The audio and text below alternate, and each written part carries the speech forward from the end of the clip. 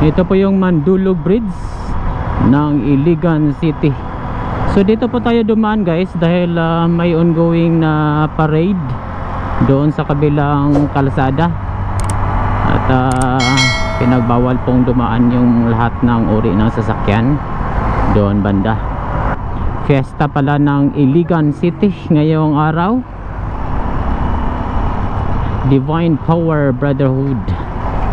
Ayan, papunta yan doon sa Iligan Integrated Terminal. Tapos diretso lang po tayo guys. Dito tayo dadaan sa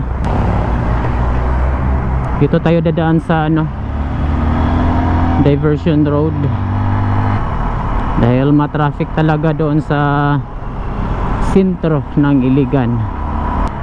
Mula dito sa San Roque, ang exit sa kalsada na to ay doon na sa National Steel Corporation. Oh, dito guys, maganda tong spot dito guys, oh. Overlooking. Ooh. Wow. Okay, hinta muna tayo dito guys. Fat Police Fresh Local Craft. Maganda dito guys, oh. Umiikot pa yung taperaw nila. Tapos panood mo yung buong area ng Iligan City. So ngayong araw ay pupunta tayo doon sa Panguil Bay Bridge na nagkukonekta sa probinsya ng Lanao del Norte and Misamis Occidental. So kinukonekta dito yung municipality ng Tubod, Lanao del Norte, and Tangub City, Misamis Occidental. So matagal-tagal na tong proyekto na to guys, mula pa sa panahon ni Ninoy Aquino. Tapos naumpisahan yung construction sa panahon ni Duterte at natapos sa panahon ni Ferdinand Marcos. So tatlong administration ang dumaan bago natapos itong tulay na ito. So sa video na to ay ipapakita ko sa inyo ang status ng daan mula dito sa Iligan City papunta doon sa Panguil Bay Bridge area. Sabay nating alamin ang status ng Panguil Bay Bridge na nagkukonekta sa Tubod, Lanao del Norte and Tangub City, Misamis Occidental.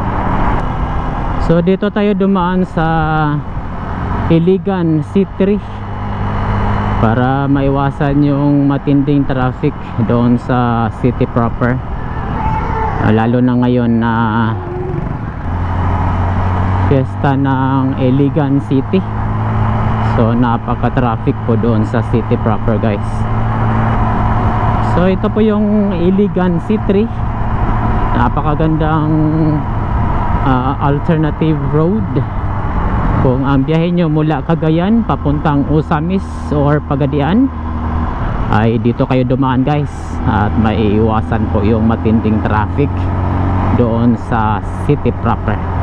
So kita nyo naman medyo maluwag yung kalsada, at dito din pinadaan yung mga bus at mga cargo trucks at iba pang mga klaseng mga sasakyan mula sa Misamis Oriental papunta dito sa Lanao del Norte area. So ang exit point dito guys ay doon na sa National Steel Corporation Super 5 Transport Bus Company. Napagitnaan pala tayo guys. Doon sa unahan Super 5, dito sa likod natin yan, no, ay itong Rural Tours. Biyahe yan mula dito sa Iligan, mula doon sa Cagayan de Oro papuntang Pagadian City, at ang iba dyan ay diretso ay didiretso na sa Zamboanga City. Mga long distance travel. May mga bus din dito mula sa Cagayan papuntang Dipolog City area. Kailangan talaga ng maraming alternative road dito sa area ng Iligan papunta sa Western Mindanao. So left turn lang tayo dito guys. At kung magdiretso ka, yan din po yung daan papunta sa city proper. Ang exit point dito guys sa Iligan C3 ay dito sa Barangay Suarez sa tapat ng National Steel Corporation. So dyan papunta yan sa bus terminal, Iligan Bus Terminal. So diretso lang tayo dito sa National Highway na kung saan kung mag right turn ka dyan, yan po yung daan papunta sa Iligan City proper. So left turn tayo dito at ito yung daan papunta doon sa Lanao del Norte. Yan, ito po yung National Steel Corporation. Sayang yung planta na to, no? Hindi na napakinabangan ng Pilipinas. Sayang yung mga minerals natin na para pagawa ng mga bakal. Ini-export na lang dahil wala tayong mga planta para magawa ng mga bakal. Sana yan ang tutukan ng ating pamahalaan, yung mga paggawaan ng mga bakal, mga simento, yan, mga basic needs ng ating mamamayan, para hindi na tayo aangkat ng mga finished products mula sa ibang bansa na napakamahal na po. Whereas kung mayroon tayong sariling atin ay hindi na tayo aasa sa ibang bansa, diba guys? So dito sa junction na to guys, kung mag left turn ka dyan, yan po yung daan papunta doon sa Marawi City. So diretso lang po tayo at pupunta tayo doon sa Tubod, Lanao del Norte, na kung saan doon po yung starting point ng Pongal Bay Bridge. So meron silang detour dito guys, dahil po ginagawa po yung tulay dito para hindi masyadong ma-traffic, ay gumawa sila ng temporary bridge doon sa kabila dyan, at tuloy-tuloy lang po yung flow ng traffic dito sa area na may ongoing construction ng tulay. So dati napakahaba po ng traffic dito sa area dahil may ongoing na stop and go para lang mapagbigyan ng daan ang construction ng tulay. So ngayon hindi na, tuloy-tuloy na yung flow ng traffic dahil sa gumawa na sila ng isang temporary bridge doon sa kabila. So marami tayong makikita mga resort, spring resort dito sa Timuga. Yan, no? Timuga Spring Pool Del Mar Resort. Yan, napakalamig yan guys, at tuloy-tuloy po yung flow ng tubig dyan. So napakalinis po yung swimming pool dyan. Kung kayo ay bibisita dito sa Iligan, at gusto nyong fresh na swimming pool, ay ito mga resort dito sa Timuga of Iligan City ay pwede nyong bisitahin. Dito na tayo sa Barangay Buruan, Iligan City. Dito na tayo sa Municipality of Linamon, Lanao del Norte.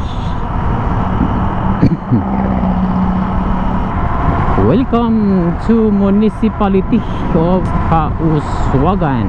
Welcome to Organic Kauswagan. Guests and participants. Yan po yung Organic Kauswagan. Ano? Organic Kauswagan.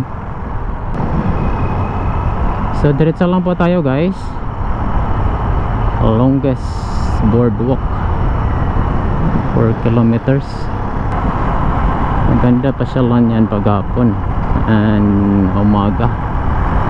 Ngayon tanghali kasi napakainit doon guys.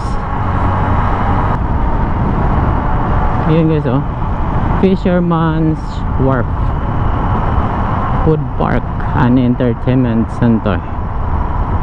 This way. Pasyal tayo dyan pag ano, hindi masyadong mainit. Napakainit kasi ngayon guys. Ganda na dito guys, oh. May ginagawa silang Bacolod Transport Terminal ba, Bacolod yan dito sa Lanao del Norte. Sidlak Bacolod. Daan papunta sa Bacolod Municipal Hall. Dito na tayo sa sentro ng Bacolod, Lanao del Norte.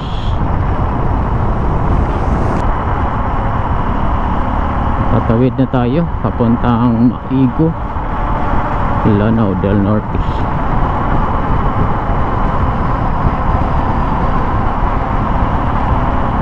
Right, approaching tayo dito sa Municipality of Maigo, Lanao del Norte. Slow down children's crossing. Dito na tayo sa Maigo proper. Ayan, terminal, Maigo Terminal, Maigo Public Market.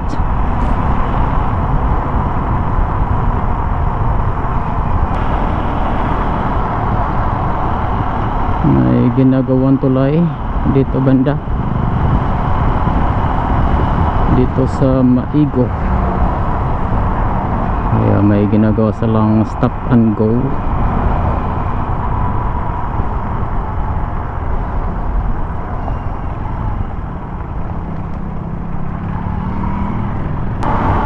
Right, dito na tayo sa Colambugan, Lanao del Norte. So yung makikita natin dyan sa harap guys, yung sa kabilang side, yan na po yung Osamis City. At yung kabundukan dyan, yan po yung Mount Malindang. Yan po yung area ng Misamis Occidental. Itong Panguil Bay area ay ito yung tatawirin ng Panguil Bay Bridge na may habang 3 kilometers. Dito na po tayo sa Colambugan Municipality. Ayan, Colambugan, Lanao del Norte.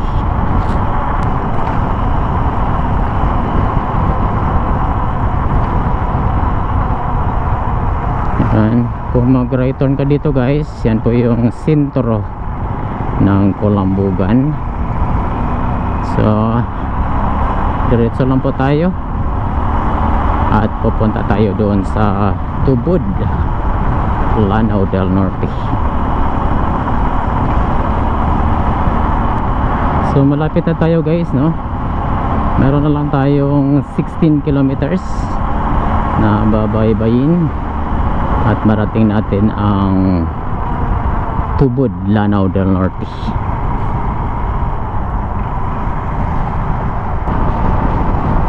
Daming mga chicharon na mabibili dito guys. Sinamak, pinakurat, mabibili dito sa gilid ng kalsada. Tapos dyan sa unahan, yan na po yung junction papunta doon sa Mukasport. Sakayan ng barge papatawid doon sa Osamis City. Yan, Mukasport. So diretso lang po tayo guys, pupunta tayo doon sa Tubod, Lanao del Norte. So ito na po yung Panguil Bay area. Yan, doon sa tapat guys, yun po yung Osamis City. Yan dyan, Kulambugan. Tapos dito yung Tanggob City. Alright, ayan, ito po yung Panguil Bay of Lanao del Norte.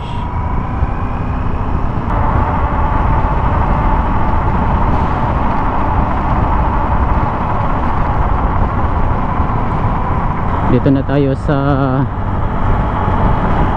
bayan ng Tubod, Lanao del Norte. Ma-traffic na Tubod. Yan o, pagaling na yan doon sa ano, Panguil Bay. Panguil Bay Bridge.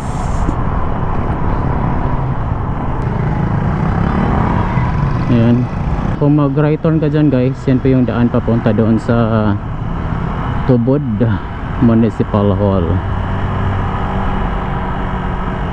So diretso lang po tayo at pupunta tayo doon sa Panguil Bay Bridge. So dito sa junction ng Tubod, sa tapat ng Gaisano Mall, ay may palikong daan dito. Mag right turn lang po tayo dito at ito yung daan papunta doon sa Panguil Bay Bridge. So kung magdiretso ka doon guys, yan po yung daan papunta doon sa Pagadian City. So sa video na to ay ipapakita ko sa inyo ang Panguil Bay Bridge. Pwede makadaan dito lahat ng klaseng sasakyan, mula motorcycles pataas, basta hindi lalampas ng 30 tons capacity. So ito na po yung entrance ng Panguil Bay Bridge. So time check natin guys ay is 1:18. Yan guys, so 1:18 in the afternoon. So check natin kung ilang minutes papunta doon sa kabilang side ng Panguil Bay Bridge. Ito na po yung Panguil Bay Bridge na nagkukonekta sa Tubod, Lanao del Norte and Tanggob City, Misamis Occidental. Napakagandang proyekto ito dahil mababawasan po yung travel time. Dati ay tinatawid natin itong Panguil Bay sa loob ng 1 oras hanggang 2.5 oras. Ngayon ay tatawirin na lang ito sa loob ng 5 to 7 minutes. So napakalaking bagay po yan sa ating mga biyaheros, sa lahat ng mga biyaheros na tatawid dito sa Panguil Bay area. So hindi talaga maiwasan na may maghinto dito sa gitna ng tulay para mag-photoshoot. Grabe no, bawal sana yung maghinto dito sa gitna ng tulay, pero yan, marami pa ring naghinto.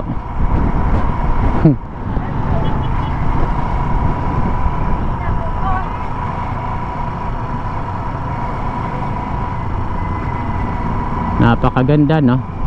Napakalaking ano to, kable yung na nilagay nila dito sa Panguil Bay Bridge.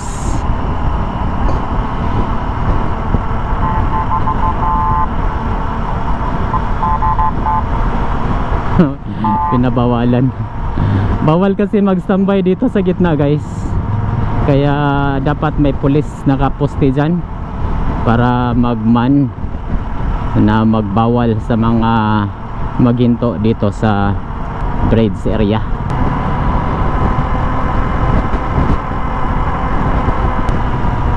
Yan, no?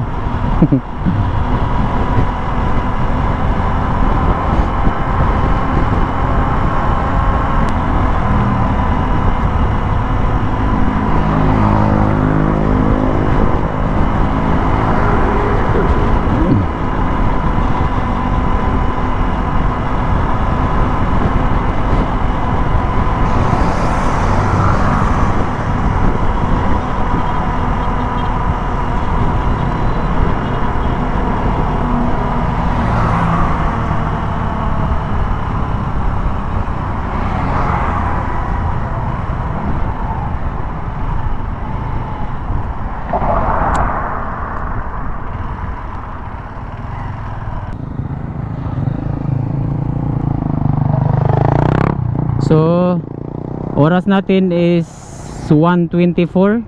Nag-start tayo doon 1:18. So 18, 19, 20, 21, 22, 23, 24. So meron lang itong 6 minutes travel time. At nakatawid tayo dito sa Panguil Bay area. Dito, guys, kung mag-right turn ka dyan, yan po yung daan papunta sa Silanga Port.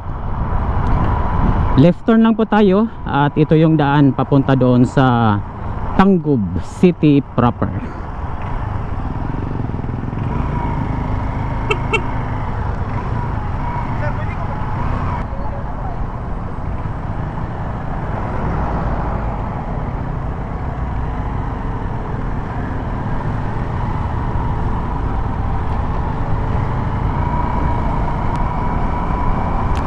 So dito sa junction na to, guys, kung magdiretso ka, yan po yung daan papunta doon sa Tangub City, papunta din sa Bonifacio, Molave, papunta doon sa Pagadian City. So right turn lang po tayo dito at papunta tayo doon sa Osamis City.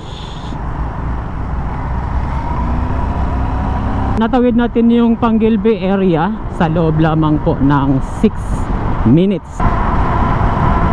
So kung mag left turn ka dyan, guys, yan po yung daan papunta sa Tangub City proper. So right turn lang po tayo at ito yung daan papunta doon sa Osamis City.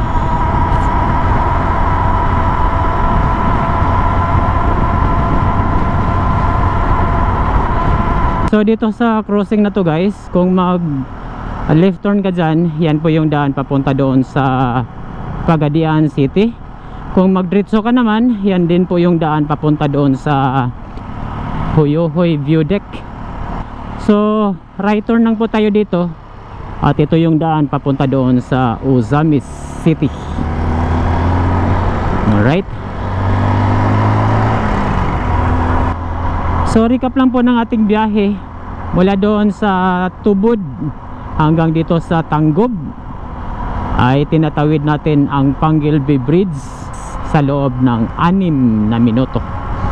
Ay pwede po makadaan ang lahat ng uri ng sasakyan basta hindi lalampas ng 30 tons capacity. So napakaganda po itong proyekto na ito para sa ating mga biyaheros na tatawid sa probinsya ng Misamis Occidental and Lanao del Norte. At napakalaking bawas po ng ating budget para sa pamasahe sa barge na ngayon ay pwede na tayong dadaan dito sa Panguil Bay Bridge. So sa mga nagtanong kung may toll fee ba ito, ay wala po itong toll fee, libre po ito dahil funded po ito ng ating pamahalaan. Diyan sa unahan, guys, ay may junction dyan Kung magdiretso ka, ito po yung daan papunta doon sa Osamis City proper. So dito tayo dadaan sa coastal area ng Osamis at mag right turn lang po tayo dito. Doon tayo pupunta sa Osamis Port. Dito na po tayo sa Osamis Coastal Road. Ayan o. Meron pa rin pala nagbiyahe ng mga bards. Ayan o. May nagbiyahe pa rin na bards dito. Right. So diretso lang po tayo at dadaan tayo dito sa Coastal Road papunta doon sa Osamis Port area. Meron pa rin magbiyahe na bards dahil yung mga cargo trucks na may loading capacity na 30 tons pataas ay bawal nang dumaan doon sa Panguil Bay Bridge. So kailangan po nilang sumakay ng bards dyan sa Osamis Port area, patawid doon sa Mucas Port. So dyan po yung sakayan ng bards para lang makatawid dito sa Panguil Bay. So ngayon na bukas na yung tulay, ay mga cargo trucks na lang talaga ang pwedeng sumakay dyan sa bards na yan. Yan oh, may mga cargo trucks pa rin na nakapila dyan oh.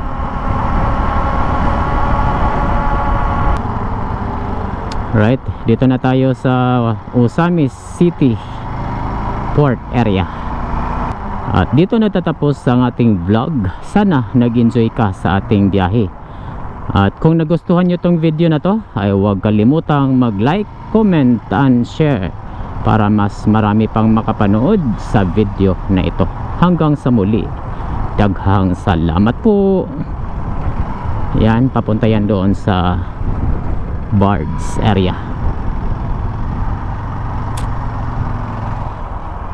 Sinso, Osamis. Ito yung Nuestra Señora del Triunfo de la Cruz.